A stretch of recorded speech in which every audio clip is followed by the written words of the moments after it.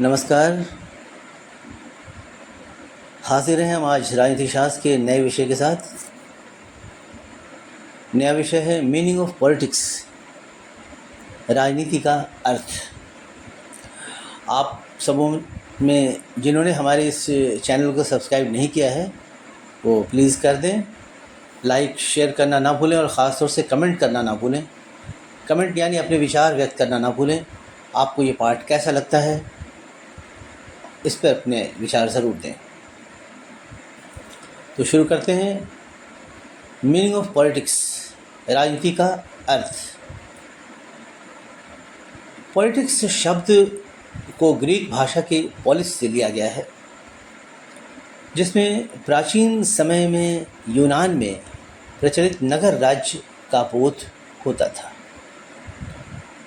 लेकिन ये बात बतानी ज़रूरी है कि प्राचीन यूनान से लेकर अब तक राजनीति शास्त्र का वास्तविक स्वरूप एक विवादास्पद प्रश्न रहा है।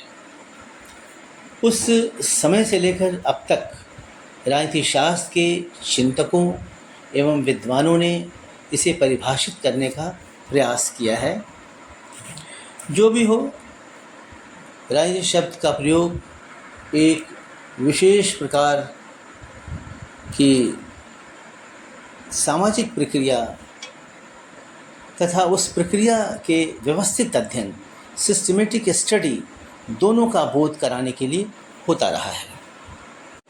अरस्तु ने जब अपनी पुस्तक का शीर्षक पॉलिटिक्स रखा तो उसने उस शब्द का प्रयोग अध्ययन की एक अलग शाखा की ओर इशारा करने के लिए किया। अध्ययन की एक अलग शाखा के रूप में आधुनिक लेखकों ने भी राजनीति शब्द का प्रयोग किया है। सिज्विक ने अपनी पुस्तक the elements of politics, Laski ने अपनी प्रसिद्ध पुस्तक a grammar of politics, Lipset ने अपनी पुस्तक politics and the social science, R.H. Soltau ने अपनी पुस्तक an introduction to politics, A.R. Lord ने अपनी पुस्तक द प्रिंसिपल्स ऑफ पॉलिटिक्स तथा कैटलिन ने अपनी किताब सिस्टमेटिक पॉलिटिक्स में राजनीति शब्द का प्रयोग अध्ययन की एक विशेष शाखा के रूप में किया है।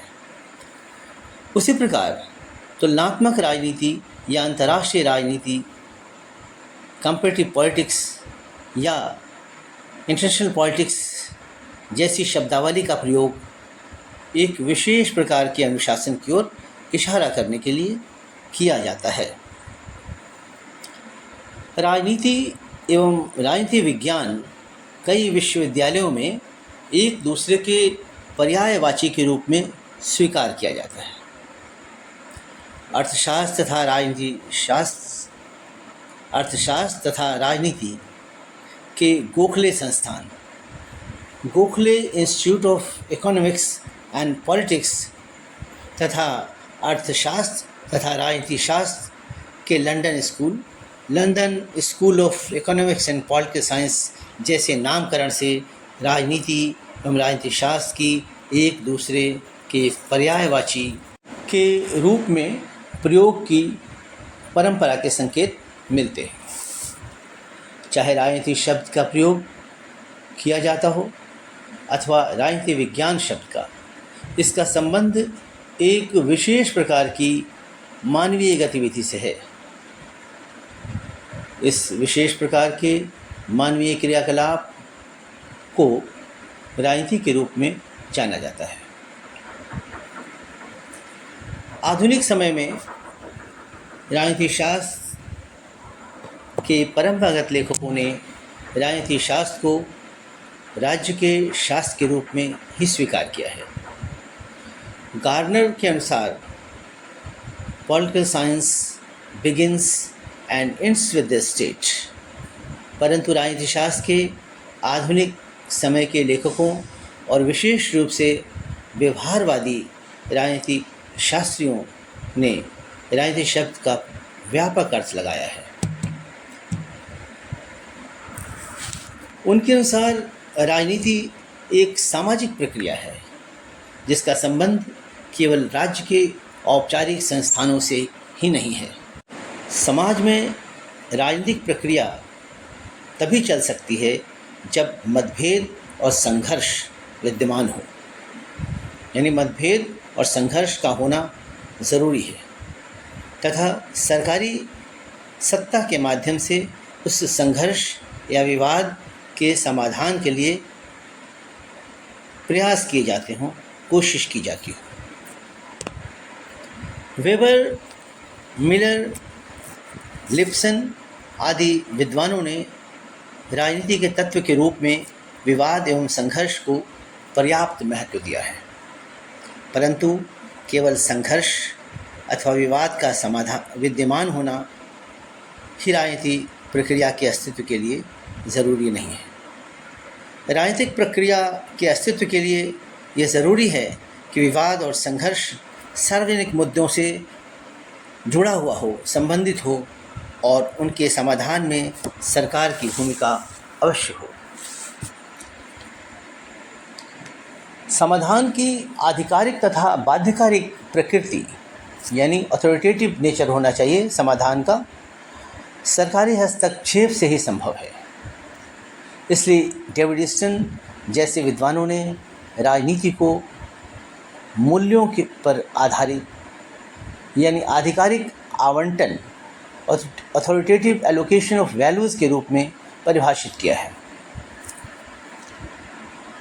राजनीति की प्रकृति के निर्धारण के संबंध में इस चर्चा से इसकी कुछ आवश्यकताएं भी सामने आती हैं, जिनके मौजूद होने पर किसी सामाजिक प्रक्रिया को राजनीतिक प्रक्रिया की संज्ञा दी जा सकती है। सबसे पहले, राजनीति सार्वजनिक उद्देश्यों तथा मुद्दों से संबंधित होती है। फिर राजनीतिक परिस्थिति तब उत्पन्न होती है जब समाज में विद्यमान मौजूद जो विभिन्न हितों का संघर्ष हो, यानी क्लैश ऑफ इंटरेस्ट हो। फिर बात आती है कि राजनीति संघर्ष या विवाद के समाधान के साधन के रूप में कार्य करती है। अगली बात है, राजनीति में संघर्ष का समाधान तभी मीनिंगफुल होता है, अर्थपूर्ण होता है, यह हो सकता है कि जब उसे उन व्यक्तियों द्वारा बाध्यकारी माना जाए जिनका संबंध संघर्ष और विवाद से है। स्पष्ट राजनीति में आधिकारिक निर्णय सम्मिलित होता है। लास्टली, अंत में राजनीति आवश्यक रूप से शक्ति से संबंधित होती है। राजनीति के तत्व के रूप में शक्ति के महत्व को मैकियावेली तथा हॉब्स जैसे विद्वानों ने तो स्वीकार किया ही था, परंतु आधुनिक समय में तो लैसवेल, कैपलन तथा मॉर्गनथाउ जैसे विद्वानों ने तो शक्ति को राजनीति का केंद्रीय तत्व की एलिमेंट ही माना है। That's all. Thank you. आपको आज का ये पाठ कैसा लगा मुझे ज़रूर बताएं, आपका इंतज़ार करेंगे।